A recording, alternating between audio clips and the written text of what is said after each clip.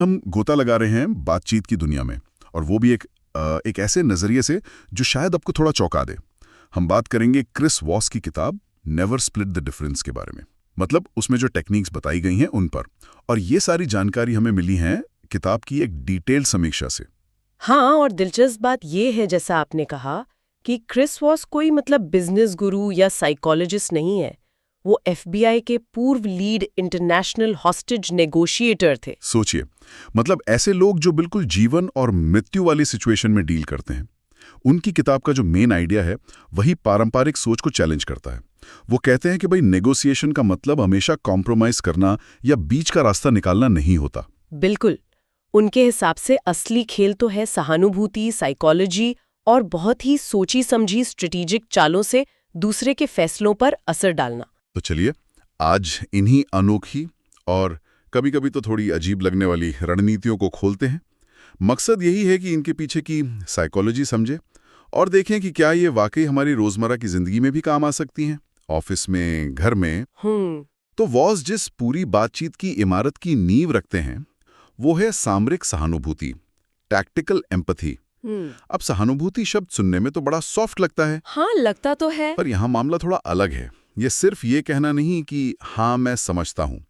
इसका मतलब है सामने वाले की फीलिंग्स को, उसके नजरिए को सच में गहराई से महसूस करना और उसे बताना भी। हाँ, और उसे आवाज देना, जैसे इसमें वो लेबलिंग जैसी तकनीक की बात करते हैं। हाँ, लेबलिंग।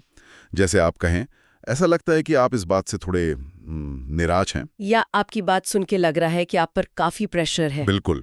ये सिर्फ गैस करना नहीं है, ये दिखाना है कि आप उनकी अनकही बातें भी समझने की कोशिश कर रहे हैं। और यहीं पर वो सामरिक या टैक्टिकल शब्द इम्पोर्टेंट हो जाता है। ये सहानुभूति सिर्फ अच्छा बनने के लिए नहीं है। बॉस के लिए ये एक तरह का इंटेलिजेंस गैदरिंग टूल है, जानकारी इकट्ठा करने का औजार। अच्छा। हाँ, जब आप किसी की भावनाओं को सही तरह से लेबल करते हैं ना, तो उन्हें लगता है कि हाँ, ये मुझे समझ रहा है या समझ रही है।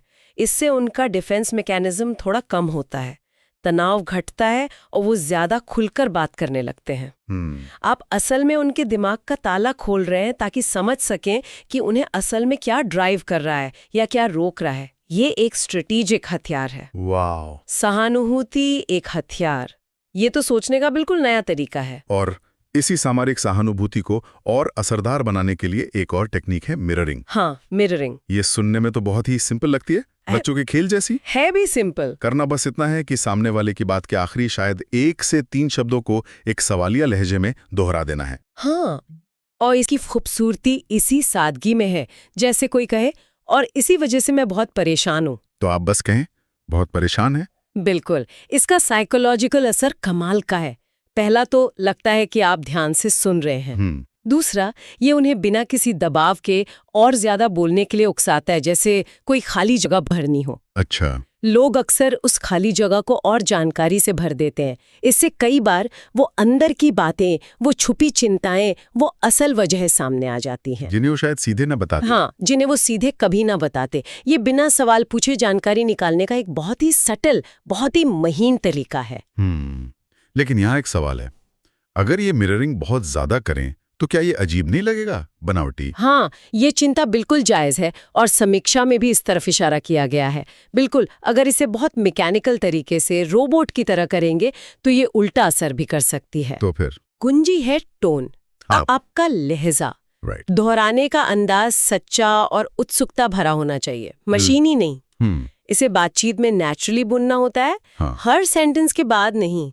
सही मौके पर यूज करने से ये विश्वास बढ़ाती है, पर ज्यादा यूज करने से तोड़ भी सकती है। बैलेंस जरूरी है। समझ गए, बैलेंस रखना है। अच्छा, अब आते हैं उस बात पर जिसने मुझे सबसे ज्यादा चौंकाया। वॉस कहते हैं कि नेगोशिएशन में नहीं शब्द से डरना नहीं चाहिए, उसका स्वागत करना चाहिए। हाँ। उनके मुताबिक असली बातचीत शुरू ही तब होती है जब कोई नहीं कहता है। ये तो बिल्कुल उल्टा है। बिल्कुल उल्टा है पारंपरिक सोच के। हम तो नहीं को एक तरह से फेलियर मानते हैं, दरवाजा बंद हो गया। हाँ, यही सोचते हैं। लेकिन वॉस का नजरिया अलग है। वो कहते हैं कि जब लोग नहीं कह पाते हैं तो उन्हें लगता है कि वो सेफ है, कंट्रोल में है। अच्छा। कैसे? उन्हें ये डर नहीं रहता कि उन पर कोई फैसला थोपा जा रहा है। सोचिए, जब आप किसी सेल्स वाले को नहीं कहते हैं, कैसा लगता है? थोड़ी पावर महसूस होती है ना? हाँ, ये तो है। एक राहत मिलती है कि चलो दबाव हटा। बस यही पॉइंट है। जब सामने वाला इस सेफ और कंट्रोल वाली फीलिंग में होता है, तभी वो असल में आपकी बात सुनने और ऑप्शंस पर विचार करने के लिए तैयार होता है। नहीं कहना उन्हें सोचने का स्पेस देता है। तो नहीं अंत नहीं, एक पड़ाव है। ये एक मौका है समझने का कि उनकी असल चिंता क्या है और फिर वहां से आगे बढ़ने का रास्ता निकालने का। नहीं के बाद ही आप असली क्यों नहीं तक पहुंच सकते हैं। कमाल है। मतलब नहीं असल में हाँ तक पहुंचने का रास्ता हो सकता है। और शायद इसी नहीं के बाद लोगों को समाधान की तरफ ले जाने के लिए वॉस एक और पावरफुल टूल बताते हैं, कैलिब्रेटेड प्रश्न। हाँ, कैलिब्रेटेड क्वेश्चन, सदे हुए सवाल। ये सीधे हाँ या ना वाले सवाल नहीं होते। नहीं, बिल्कुल नहीं। ये वो सवाल हैं जो ज्यादातर कैसे या क्या से शुरू होते हैं। इनका मकसद सिर्फ जानकारी लेना नहीं, बल्कि बातचीत को दिशा देना और जिम्मेदारी सामने वाले पर डालना भी है। बिल्कुल। जैसे अगर कोई आपकी मांग मानने से मना कर रहा है, तो ये पूछने के बजाय कि आप ऐसा क्यों नहीं कर सकते, आप पूछ सकते हैं हम इस लक्ष्य तक पहुंचने के लिए मिलकर कैसे काम कर सकते हैं। परफेक्ट। या अगर हम ये नहीं कर सकते तो फिर हमारे लिए अगला बेस्ट ऑप्शन क्या होगा। हाँ, अब देखिए इन सवालों की ताकत। जब आप पूछते हैं हम मिलकर कैसे कर सकते हैं, तो आपने प्रॉब्लम को मेरा बनाम तुम्हारा से बदलकर हमारा बना दिया। सही। आपने गेंद उनके पाले में डाल दी, पर एक कोलैबोरेटिव तरीके से। अब उन्हें सॉल्यूशन सोचना है। इससे उन्हें लगता है कि वो प्रोसेस का हिस्सा है, सिर्फ आपकी डिमांड्स में ही मान रहे हैं। इससे रेजिस्टेंस कम होता है और उन्हें समाधान का ओनर फील होता है। तो ये सवाल पूछना सिर्फ जवाब पाने के लिए नहीं, बल्कि एक तरह से उनको ये फील कराना है कि सॉल्यूशन उनकी तरफ से आ रहा है। बिल्कुल सही। और यहीं पर वो नियंत्रण का भ्रम यानी इल्यूजन ऑफ कंट्रोल वाला प्रिंसिपल काम करता है। अच्छा। कैलिब्रेटेड सवाल पूछकर आप असल में सामने वाले को कंट्रोल सौंप रहे होते हैं, या कम से कम उन्हें ऐसा महसूस करा रहे होते हैं। उन्हें लगता है कि वो ड्राइविंग सीट पर हैं, वो फैसले ले रहे हैं, लेकिन आप अपने सवालों से बड़ी खूबी से स्टीयरिंग व्हील को अपनी मनचाही दिशा में घुमा रहे होते हैं। वाह। सुनने में थोड़ा मैनिपुलेटिव लग सकता है शायद, लेकिन ये सहयोग बढ़ाने और टकराव टालने का एक बहुत प्रभावी साइकोलॉजिकल तरीका है।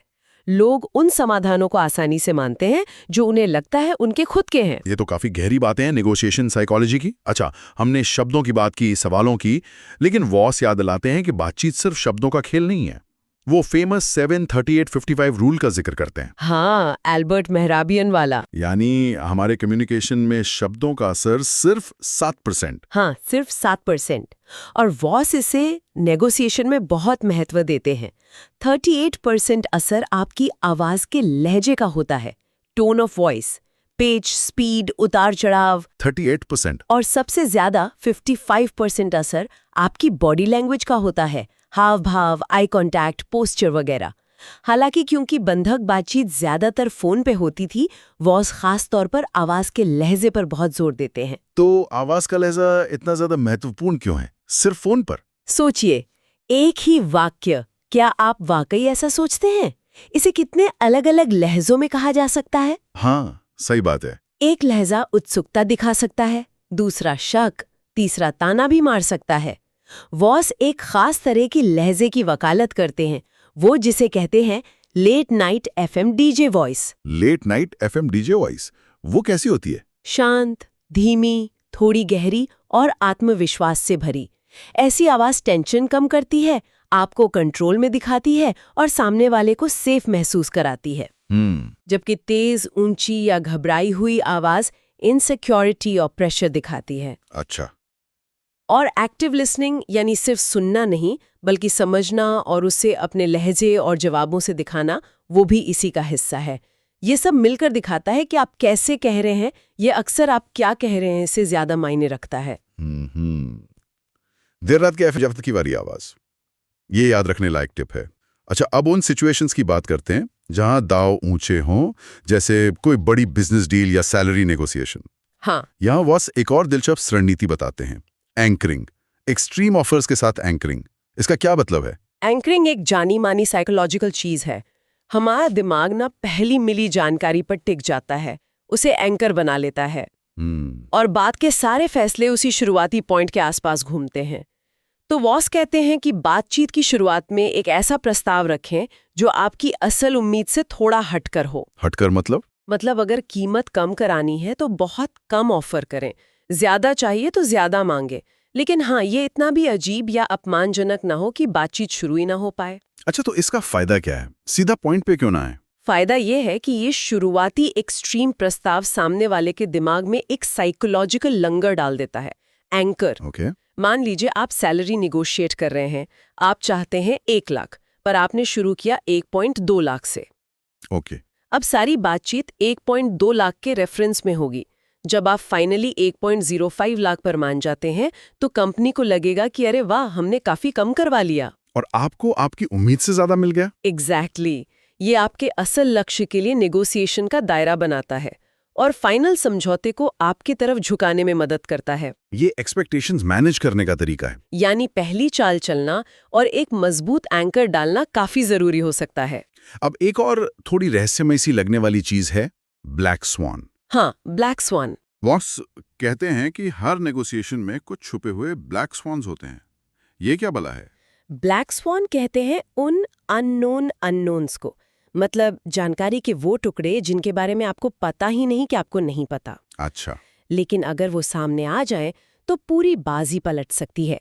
ये वो छुपी हुई जानकारी है जो सतह के नीचे दबी होती है। जैसे क्या हो सकता है ऐसा? कुछ भी हो सकता है।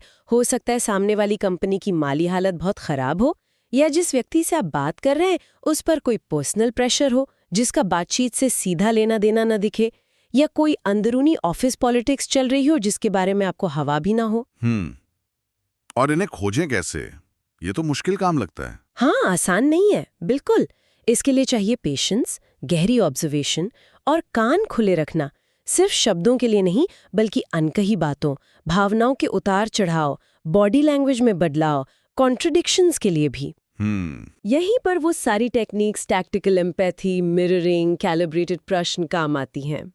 ये आपको सतह को कुरेदने और उन दरारों को खोजने में मदद करती हैं जहां से ब्लैक स्वान झांक सकता है।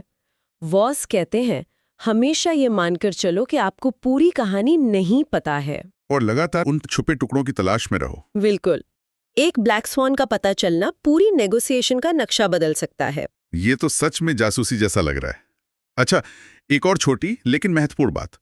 वॉस, हाँ ये सही है, दैट्स राइट, और आप सही कह रहे हैं, यूर राइट, के बीच बहुत फर्क करते हैं। हाँ, बहुत ज्यादा। ये सुनने में तो लगभग एक जैसे लगते हैं। क्या फर्क है? लगते हैं, पर नेगोशिएशन साइकोलॉजी में इनमें जमीन आसमान का फर्क है।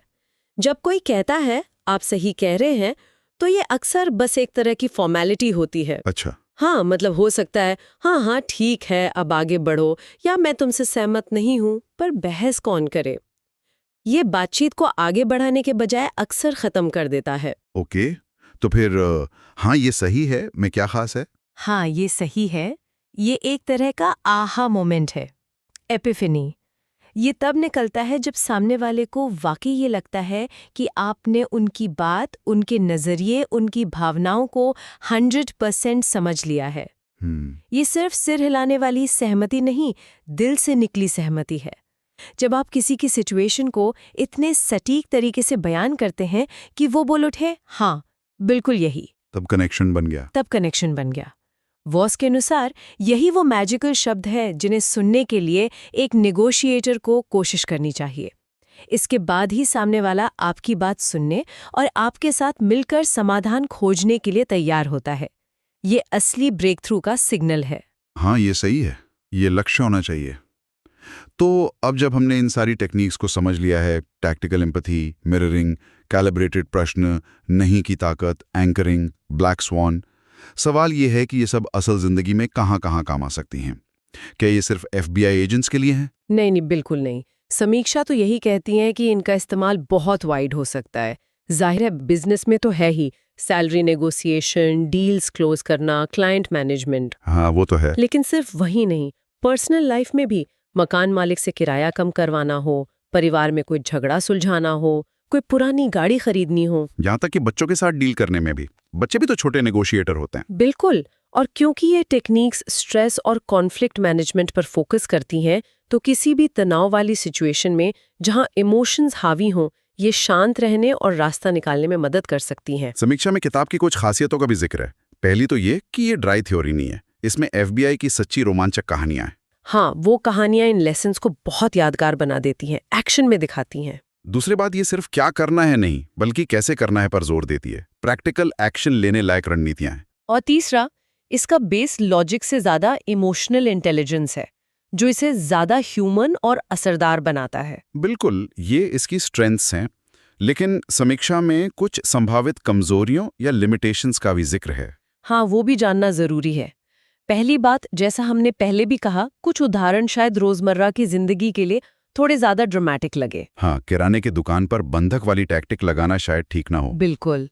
दूसरी, ये टेक्निक्स, खासकर मिररिंग और लेबलिंग, अगर सही तरीके से और सही नियत से इस्तेमाल ना की जाए तो बनावटी लग सकती है। या मैनिपुलेटिव भी। हाँ, मैनिपुलेटिव मतलब जोड़ तोड़ वाली लग सकती हैं। इससे भरोसा बनने की बजाय टूट सकता है। और एक और बात, क्योंकि वॉस का अनुभव बहुत ही serious life and death situations का है, तो किताब का टोन कभी-कभी जरूरत से ज्यादा कॉन्फिडेंट या मैं ही सही हूं वाला लग सकता है। हर बातचीत हॉस्टेज क्राइसिस नहीं होती और हर सिचुएशन में शायद यही एक तरीका काम ना करे। कॉन्टेक्स्ट हमेशा मैटर करता है। तो इस पूरी गहरी चर्चा को समेटते हुए क्रिस वॉस की दुनिया से हम क्या मुख्य सबक ले सकते हैं? मेरे लिए तो सबसे बड़ा टेक अवे ये है कि नेगोशिएशन को देखने का नजरिया ही बदल गया है। ये सिर्फ लेन देन या आधा आधा बांटने, स्प्लिटिंग द डिफरेंस का खेल नहीं है। सही कहा। ये एक साइकोलॉजिकल आर्ट है और साइंस है। ये गहरी ह्यूमन अंडरस्टैंडिंग, एम्पैथी, वो भी टैक्टिकल वाली, और बहुत चालाकी से चुने गए शब्दों और सवालों के जरिए सामने वाले के दिमाग और दिल तक पहुंचने की कोशिश है। मकसद सिर्फ अपनी बात मनवाना नहीं, बल्कि उनकी दुनिया को समझना और फिर उन्हें उस दिशा में ले जाना जो दोनों के लिए फायदेमंद हो, या कम से कम आपके लिए। ये समझौते से हटकर प्रभाव डालने पर फोकस है। बिल्कुल, इन्फ्लुएंस पर। तो ये थी क्रिस वॉस की नेगोशिएशन टेक्निक्स पर हमारी आज की चर्चा। यकीनन सोचने के लिए बहुत कुछ है। हाँ, और शायद एक आखिरी सवाल जो हम सुनने वालों के लिए छोड़ सकते हैं। जरूर। ये टेक्निक्स पावरफुल हैं, इसमें कोई शक नहीं, लेकिन क्या हम रोजमर्रा की बातचीत में इतने स्ट्रेटेजिक होने के चक्कर में कहीं रिश्तों की असलियत और ईमानदारी को खोने का खतरा तो नहीं उठा रहे? ये एक अहम सवाल है। कहाँ पर इफेक्टिव कम्युनिकेशन खत्म होता है और कहाँ मैनिपुलेशन शुरू होता है? इस महीन रेखा को कैसे साधा जाए, ये शायद हर किसी को खुद ही सोचना और तय करना होगा।